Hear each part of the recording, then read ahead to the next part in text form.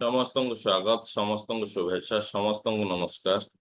आज आसतु आम गत भिडियो रे जानी छमुखी रुद्राक्ष आ छमुखी रुद्राक्षर उपकार विषय रे आज आम जानिबा सातमुखी रुद्राक्ष।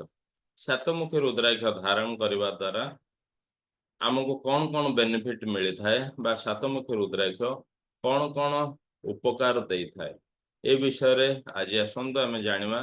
तेबे सातमुखी रुद्राक्ष सातमुखी रुद्राक्ष को जिते बड़े आम आलोचना करुचंती ताहा जदि आम चक्रा को जानी थांती प्रत्येक मनुष्यर जो सातोटी चक्रा थाए ता समस्त चक्रा को बेनिफिट दे थाए। सातोटी जाक चक्रा को एक्टिव करी थाए ए सातमुखी रुद्राक्ष। यार रूलिंग गॉड होचंती ए सेवन बा सातमुखी रुद्राक्षर गॉड होचंती माँ लक्ष्मी। यहाकू अनेकांशरे लक्ष्मी रुद्राक्ष बोली मध्य मानि थांती आमे। यार रूलिंग प्लानेट होचंती भेनस। भेनस प्लानेट सहित यार लिंक रही भेनस जरिया रे जहा जो प्रभाव आम लाइफ रे पड़ी थाए से प्रभाव रू हमको मुक्त रखी थाए। यार बीज मंत्र होची ओम हम नमः ओम हम नमः ओम हम नमः। तेबे ए सेवेन मुखी रुद्राक्ष आम धारण करने द्वारा आमको कौन बेनिफिट मिलता है। ये सातमुखी रुद्राक्ष धारण करने द्वारा आमको कौन बेनिफिट मिलता है। सातमुखी rudraksha gives wealth money and prosperity. एबे मु आपन सहित आलोचना करूथली याको लक्ष्मी रुद्राक्ष बोली कहा जाए। ए आमको माने पैसा आनिबारे बा मनी को अट्रैक्ट करिवारे सहयोग करे प्रॉस्पेरिटी को अट्रैक्ट करिवारे सहयोग करे आमको स्वास्थ्य दिए आमको संपद दिए आमर संपर्क रे सुधार आने जमती कि ताकू जदि आमे कहबा हार्मोनी इन पर्सनल रिलेशनशिप आमर व्यक्तिगत संपर्क रे बहुत माने प्रभाव पकई थाए बहुत सकारात्मक उन्नति करी थाए।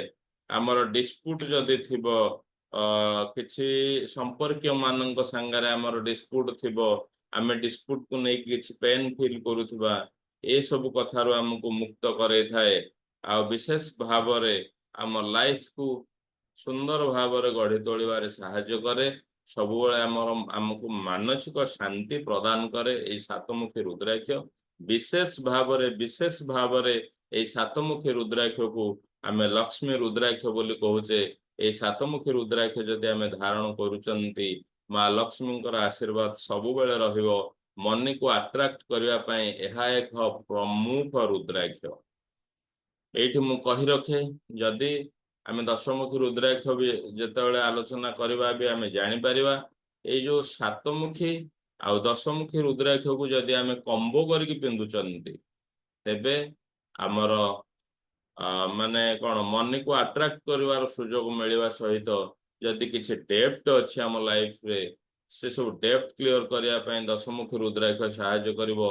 मनी की ठीक रे मैनेज करिया पई सहायता करिवो से शक्ति प्रदान करिवो हमकु। सातमुखी दशमुखी रुद्राक्ष जदि हम कॉम्बो करके धारण करूचंती हमर फाइनेंशियल सेक्टर रे गोटे बहुत बड़ परिवर्तन देखा जिवो। और सातमुखी रुद्राक्ष मन को अट्रैक्ट करने बहुत बढ़िया रुद्राक्ष जहाँ को आम लक्ष्मी रुद्राक्ष बोली मध्य मानुचे। तेबे एबे आमे जानिबा ए सातमुखी रुद्राक्ष धारण करने द्वारा आमर हेल्थ बेनिफिट कौन रोच। आमर हेल्थ बेनिफिट रोचे आमर डाइजेशन प्रक्रिया को बहुत त्वरान्वित करिथाए। अर्थ आमर ठीक भाव डाइजेशन हुए डाइजेशन करिवारे सहायता करे आमर लिभर पाई बहुत उपयोगी होता है। आ विशेष विशेष विशेष भाव रे जदि इनिशियल लेवल ले कहार प्रारंभिक स्तर रे मधुमेह रोग थिबो माने डायबिटीज थिबो ताकू हिल करबा पई एहा एक प्रमुख रुद्राक्ष विषय रे अधिका किछि जानिबा पई हमर एकमुखी रुद्राक्ष रु आज पर्यंत आमे वीडियो हम चैनल रे रखिछु आपण मान देखि पारबे। रुद्राक्ष विषय रे बहुत अधिका जानिबा पई बा मास्टर क्लास करया पई हम सहित जोगाजोग करि परिबे। बहुत बहुत धन्यवाद बहुत बहुत धन्यवाद। Thank you universe thank you universe thank you universe.